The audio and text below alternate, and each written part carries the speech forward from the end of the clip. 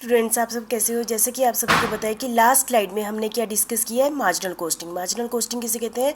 All variable cost are marginal costing. जब हम एक यूनिट को इंक्रीज करते हैं तब टोटल कोस्ट में जो डिफरेंस आ जाता है उसको हम क्या कहते हैं? मार्जिनल कोस्टिंग कहते हैं। ठीक है, हम बड़े अच्छे ढंग से हमने लास्ट वीडियो में डिस्कस कर चुके हैं, लेकिन कुछ डेफिनेशन हमें दी गई है कुछ ऑथर के द्वारा, हम उसको ही एक बार पढ़ लेते हैं। ठीक है, तो ऐसे तो आपकी बुक्स में भी इससे भी ज़्यादा दी हुई हैं, वो भी आपने देख लेना। ICWA ने क्या डेफिनेशन दी हुई है मार्जिनल कोस्टिंग की? The ascertainment of marginal cost and the end of the effect on profit of changing volume और type of output by between उस किस में डिफरेंट करना? Fix cost and variable cost में डिफरेंट करके हम उसका प्रॉफिट पर क्या, जब वॉल्यूम को चेंज करने से प्रॉफिट पर कितना इफेक्ट पड़ता है। ठीक है, और कोहलर ने क्या दिया है? एक accounting define marginal costing as the ascertainment of marginal और variable cost to an activity department, जैसे एक डिपार्टमेंट की, और product as compare with the absorption costing और डायरेक्ट कोस्टिंग। ठीक है, the chartered institute of management accountant London ने क्या कहा है? The cost of one unit of product और service which would be avoided if that unit were not produce और provided. जैसे कि अभी हम तक यही कह रहे थे ना, एक यूनिट एक्स्ट्रा बना ले तो टोटल कॉस्ट में क्या फ़र्क पड़ता है। इन्होंने क्या कहा? यदि हम बाई चांस एक यूनिट नहीं बनाते हैं, ठीक है, तो वो उस नहीं बनाते हैं, 1000 की जगह 999 बनाते हैं, तो टोटल कॉस्ट में जो फ़र्क पड़ा उसको हम क्या कहते हैं? मार्जिनल कोस्टिंग कहते हैं। ठीक है, तो अर्लियर मार्जिनल कोस्टिंग की पहले डेफिनेशन कैसे होती थी? The amount at any given volume output by which aggregate cost are charge if the volume of output is increase और डिक्रीज बाय 1 यूनिट। मतलब कि हम क्या करते हैं, जैसे 1000 यूनिट है उस पर भी कॉस्ट निकाल ली, 999 यूनिट पर भी कॉस्ट निकाल ली, और 1001 यूनिट पर भी कॉस्ट निकाल ली। ठीक है, एक यूनिट कम एक यूनिट ज़्यादा, तो उनमें जो टोटल कॉस्ट में जो डिफरेंस आता है उसको हम क्या कहते हैं? मार्जिनल कॉस्ट कहते हैं। ठीक है, in practice this is measured by total variable cost attribute to 1 unit. ठीक है, in this context a unit may be single article, an order, stage of production capacity. ठीक है, कोई भी हो सकता है। ठीक है, ऑल प्रैक्टिकल पर्पज, यदि प्रैक्टिकल पर्पज पर बात करें, in cost accounting variable cost means marginal costing. ठीक है, it may be noted that we generally talk the marginal cost per unit. Marginal cost per unit, जैसे आपको पता है कि वेरिएबल कॉस्ट पर यूनिट क्या रहती है? सेम ही रहती है।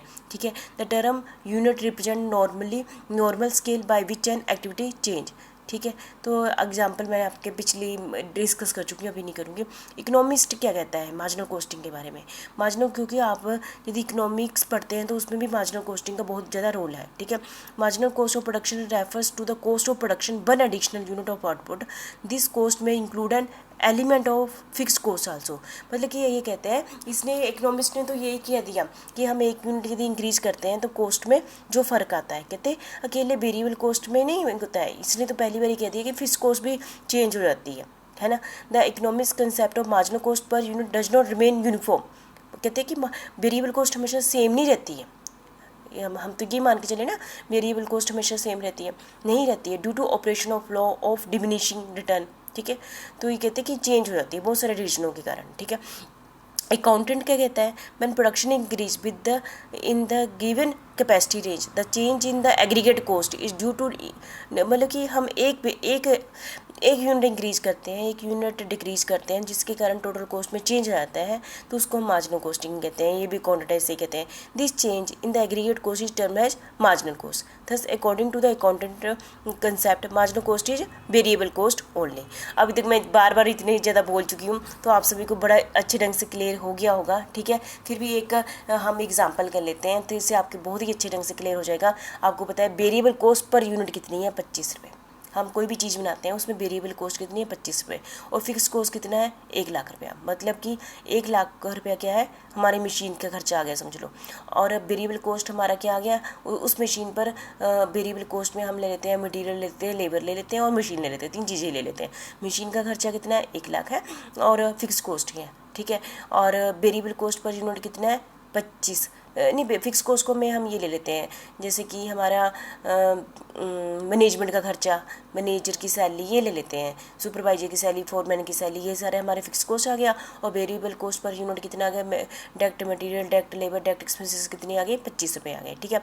और 10,000 यूनिट की कॉस्ट कितनी पड़ी, यदि हम एक यूनिट बनाते हैं तो वेरिएबल कॉस्ट 25 रुपये बने। यदि हम 10,000 यूनिट बनाते हैं तो 25 गुना 10,000 कितनी बनी, वेरिएबल कॉस्ट 2,50,000 क्या बनी हमारी, वेरिएबल कॉस्ट बनी, ठीक है। और हम टोटल कॉस्ट कैसे निकालेंगे, variable cost plus fix cost कितनी आ गई हमारी, टोटल कॉस्ट 3,50,000 आ गई, ठीक है। और यदि हम 3,50,000 10,000 यूनिट बनाते हैं तो हमारी टोटल कॉस्ट कितनी आई, 3,50,000। यदि हम एक यूनिट बढ़ा देते हैं, 10,000 एक यूनिट बनाते हैं, तब क्या होता है, फिक्स कॉस्ट तो उतनी ही रहेगी, हम यूनिट जितने मर्जी बनाए फिक्स कॉस्ट उतनी रहेगी, लेकिन 25 रुपये बढ़ गई ना, पहले कितनी थी, अब 10,000 एक को 25 से मल्टीप्लाई करो तो 2,50,000 25 आ गया, ठीक है। तो टोटल कॉस्ट कितनी होगी, ये होगी 3,50,000 25, तो 3,50,000 25 माइनस 3,50,000 कितना डिफरेंस आया, 25 रुपये डिफरेंस आया। एक यूनिट इंक्रीज करने से टोटल, एक यूनिट इंक्रीज किया ना, ये 10,000 से लेकर 10,000 एक यूनिट इंक्रीज किया, तो टोटल कॉस्ट में 3,025 से 3,50,000 तो कितना फ़र्क पड़ा, 25 रुपये। तो इसी से पता चल गया कि वेरिएबल कॉस्ट कितनी हुई, मार्जिनल कॉस्टिंग कितनी हुई, 25 रुपये हुई, ठीक है। इससे आपको बहुत अच्छे ढंग से क्लियर हो गया होगा, ठीक है। Thank you very much. अभी तक आपको बहुत अच्छे से क्लियर हो गया कि मार्जिनल कॉस्टिंग किसे कहते हैं। बहुत सारे ऑथर ने आपकी बुक में भी डेफिनेशन दी हुई है, आपने उसको भी देख लेना। ओवरऑल यही रिजल्ट निकलता है, marginal costing is the variable cost. और हम यदि अपने ही टोटल प्रोडक्शन करते हैं, जब एक यूनिट बढ़ा देते हैं तो, या एक यूनिट कम कर देते हैं, तो टोटल कॉस्ट में जो डिफरेंस आता है उसको हम क्या कहते हैं, मार्जिनल कॉस्टिंग कहते हैं, ठीक है।